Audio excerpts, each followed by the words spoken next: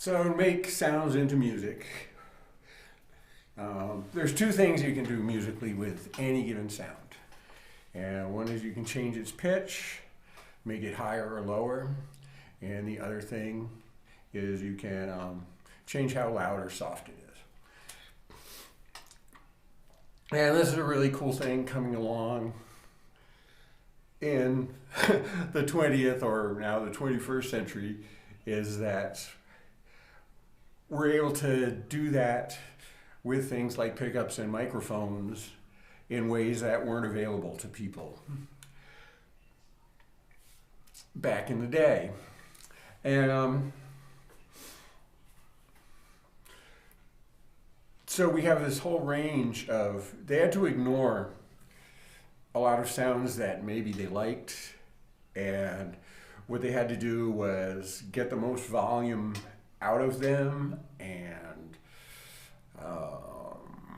because they had a threshold, and the threshold was you had to be able to hear it. And so when they got around to having orchestras and stuff, you needed to have 12 violins to balance out a trumpet and stuff like that.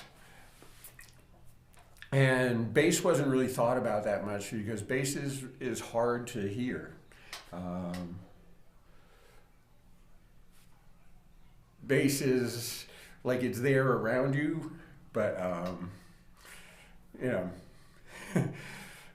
it was hard to really delve into that much. So they just kind of used it that way. They didn't think as much about bass as they might have.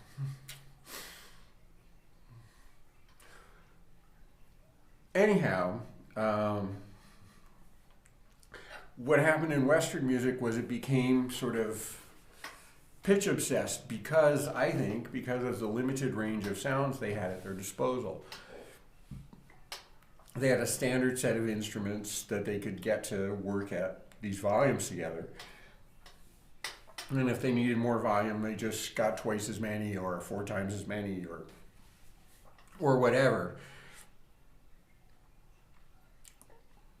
And that brings a lot of difficulty to it too, and it sort of steers people into wanting a standard set of instruments because you might need 25 people to play this same part in order to balance it, with 3 people playing this other part in order to be loud enough to fill up this hall. And we don't have to do that anymore. And so we don't need to have 8 trumpets playing exactly the same pitch so they'll sound like one trumpet that's 8 times as loud. We can just turn it up, and that opens up this whole new area for us. Like we can just think about a sound and get it to the volume that we want. And so we don't have to think about, that sort of pushed them into thinking about pitch first because they had to match these things. If you're trying to make one thing sound like 8 times as loud, you needed to have 8 different things that were perfectly in tune with one another. And that sort of overemphasizes pitch a lot because what they really had to do with those instruments was make them very the same, very much, so you could just keep multiplying that way. And I think that just steered musical thinking in a certain direction. And I think that's why pitch got so codified and so particular. And we don't have to really think about volume anymore. We can deal with it thanks to electromagnetism like any way that we want. We can, it was a huge burst in say, in the 40s. This is when this really started to come along. The technological boom of World War II really got people inventing stuff like, not only the atomic bomb, but sonar and things like that. Like they really started to understand, the physics of sound a bit more, and how to manipulate it and how to pull things out that you wanted and how to filter things and all these amazing things. And we have that at our disposal now, and it's, now it's infinitely more precise than it was back then. So we can just think about sounds. We can start just thinking about, what do I want this to sound like, instead of like, what key do I want this to be in? That's not nearly as important as it used to be. And I think it would behoove us to kind of approach music from that direction, well, it's obviously what I do, but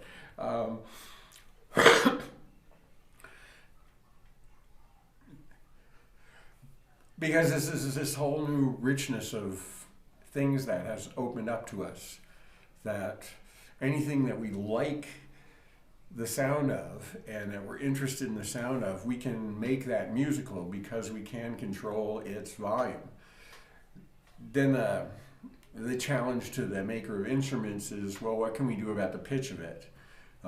For an electronic musician, they don't even have to think about that. They can just take any sound they want and put it at whatever pitch they want and, whatever volume they want. They have really ultimate control over it. And that's a cool thing. And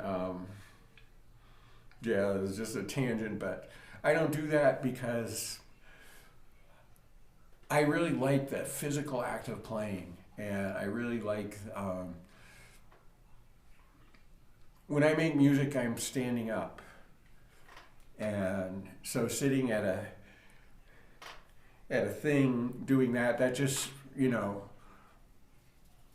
nothing better about me because I do it that way, but that's just how I do it,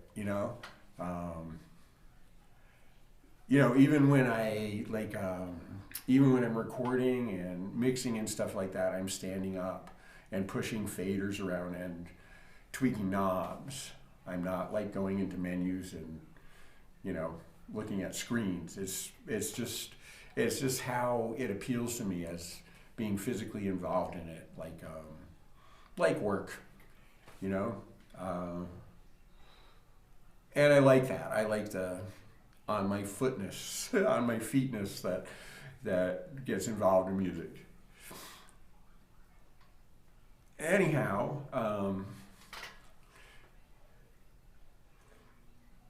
we're just not limited to in the ways that kind of made music what it's generally seems to become. Those ideas are obsolete. They're not really applicable to what's available to us now. And we get to think in this whole different way, and I think that's cool and fun. I think there's not really any reason to think about it in the old way. We can learn plenty, like they did thousands of years of work on this, and smarter people than us figured out some really cool things that you could do, and so it's not to be ignored really. However, we don't have to start from there, and I think that's very important. And it's not like we have to reject anything in order to do this. It's I sort of hate this idea that innovative musicians. This is less true now, but this was really kind of how was the mindset of it when I was coming up, was that it was rebelling and rejective and confrontational and all this stuff against the existing thing of music. Now I kind of take that for granted that you get to do other things because, because when I was a little kid there was, all kinds of stuff going on. There was John Coltrane, and Sun Ra and Cecil Taylor and rock music and all kinds of out there, you know, classical music kind of people were doing these things, and they were all sort of in this like confrontational, like avant-garde, you know, which I think is a bullshit word, and you know, there was this sort of opposition in it, and I don't personally feel any opposition to what's existed prior, you know. It's Charlie Parker says, it's all gone music to me, and I feel the same way. And we just get to do something different, and I think it's sad that we often neglect this, you know. The technology, even the simplest, you know, and like I said, I'm not a computery music person at all. So I use it just as simply as possible, you know. It's just equalization. That's about the only thing I do, and volume, of course. You know, and I don't put it through any devices. I like, you know, you know, all that stuff. Like, I understand why people do that, and part of the reason that they do that is because the sounds that you can generate from an algorithm aren't actually as interesting as the sound you can generate from a physical object. So that you kind of have to do all this stuff to it to keep it from sounding like,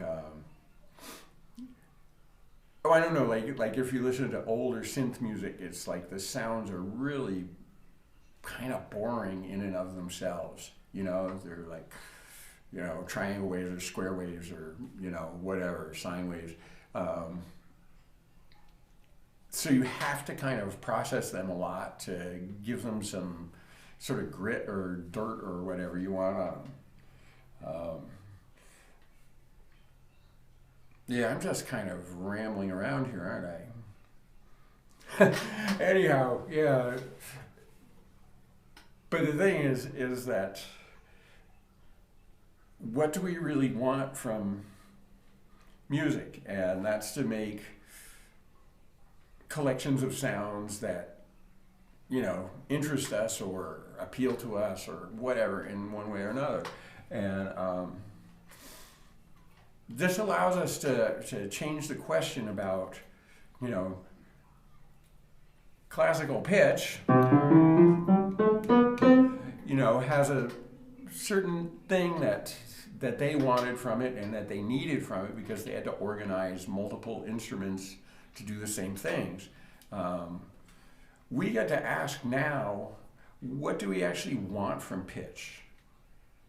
You know, we're not stuck with this. Like, some of this will always enter into our thinking, you know, but we get to actually think about that. And we get to actually ask ourselves, like, what do I want these pitches to do, instead of how am I going to use this predetermined set of things. And I think that allows us a large opening, and it allows music to grow. And as good as music prior to us was, there's no such thing as perfect, and there's no such thing as you know, finality to anything, you know. Yeah, I mean, things just can expand and develop and explore new things. And, you know, I mean, the craziest idea I could think of is that music has expressed everything that we have to express, and, you know, touched on every idea we can think of. That just seems insane to me. So I think we're not really burdened with you know, with needing the same things as they needed a couple of hundred years ago. And so we get to ask different questions in our general question of what do we want to do with music. So we can say, what do we want from pitch? what do we want from timbre? What do we want from, you know, rhythm? What do we want from these things? And I think that's very healthy for us to decide what we want instead of for us to saying, well, they decided what they wanted, and so we'll just proceed along with that and not question those things. Yeah.